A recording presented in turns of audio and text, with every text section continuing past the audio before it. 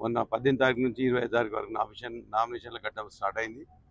19 తారీఖు నాడు నామినేషన్ మేము మామూలుగా వేసినాము. ఈరోజు లాస్ట్ డేటు కాబట్టి అందరు మా మాజీ ఎమ్మెల్యేలతో పాటు ఈరోజు మా కార్యకర్తల సమక్షంలో మళ్ళీ ఈరోజు 25 తారీఖు 11:43 లోపల వేయాలని మాకు పురోహితుల నుంచి ఆజ్ఞాపించారు.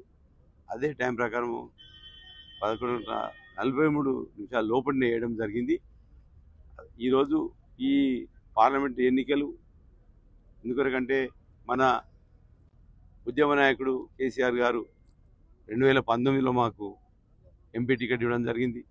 ఈరోజు కొన్ని చిన్న పొరపాట్ల వలన ప్రభుత్వం పోయింది. ఈ విషయంలో ఈరోజు చాలామంది నన్ను ఎంపీ నిలవడకయ్యా ఈ పరిస్థితి ఈ విధంగా ఉన్నది అని ఏదో చెప్పింది. కానీ ఖచ్చితంగా మా మాజీ ఎమ్మెల్యేల తోడ్పాటుతోటి మేము కేసీఆర్ గారి యొక్క మళ్ళీ ఏదైతే మనం కేసీఆర్ని పోగొట్టుకున్నామో ఖచ్చితంగా ఈ ఎంపీ ఎలక్షన్లో మళ్ళీ మనం కేసీఆర్ గారికి ఓటేసి కారుగుర్తు ఓటేసి మళ్ళీ ఖచ్చితంగా ఎంపీ స్థానాలను దక్కించుకోవాలి. ఎందుకంటే గతంలో పార్లమెంట్లో మన బీఆర్ఎస్ ఎంపీలు మన తెలంగాణ గురించి మాట్లాడడం తప్ప ఈ గతంలో ఉన్న బీజేపీ ఎంపీలు కానీ కాంగ్రెస్ ఎంపీలు కానీ ఎవరు మన తెలంగాణ పట్టించుకోలేదు.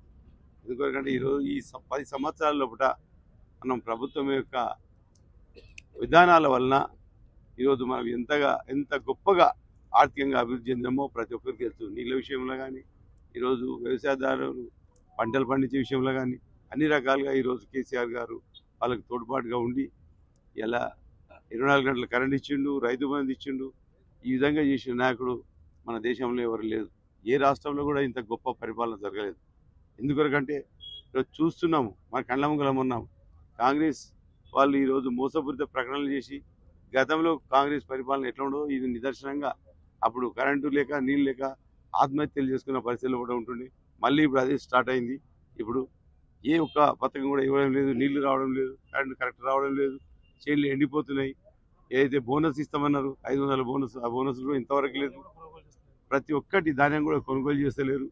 ఇవన్నీ విషయాలు ఈరోజు మనకు అన్ని కళ్ళ కట్టినట్టు కనిపిస్తున్నాయి. కాబట్టి కేసీఆర్ గారు అహర్నిశాలు కృషి చేసి ప్రాజెక్టులు కానీ ఈరోజు ఎన్ని అభివృద్ధి కార్యక్రమాలు మన తెలంగాణకు ఈరోజు అందించిండో ఒక్కసారి మనం ఆలోచన చేసుకోవాలి. అంతా ఉన్నారు. గతంలో మన 10 సంవత్సరాలు ఏ విధంగా మనం అనుభవించినాము, వ్యవసాయం ఏ విధంగా అయింది, ఒక అద్భుతంగా కలనా నిజమా అనే పరిస్థితిలో కూడా ఇవాళ మన గ్రామ ప్రాంతాలు కానీ వ్యవసాయ విషయంలో ఇవాళ పట్టణ ప్రాంతాలు కానీ అది చాలా అభివృద్ధి చెంది అటువంటి ఉపయోగాలను అనుభవించిన ఇవాళ ప్రజలు ఇలా బాధపడుతున్నారు. కేసీఆర్ ప్రభుత్వంలో ఎట్లా ఉండే కాంగ్రెస్ ప్రభుత్వం వచ్చినాక మనకు ఏ విధంగా ఇబ్బందులు పాలవుతున్నాం. కాబట్టి ఖచ్చితంగా ఇప్పుడు ప్రజలంతా ఎప్పుడు ఎలక్షన్లు వస్తాయి బీఆర్ఎస్కు ఖచ్చితంగా కారు గుర్తు కొట్టేయాలని రెడీగా ఉన్నారు జనాలు ఊర్లలో. అదేవిధంగా మేము ఈరోజు మాపై ఉన్న అభిమానంతో కేసీఆర్ గారి పైన ఉన్న అభిమానంతో ఖచ్చితంగా మేము పార్లమెంటు స్థానాన్ని ఖచ్చితంగా పెద్ద మెజార్టీతో గెలుస్తామని తెలుపుతూ అందరికీ ధన్యవాదాలు.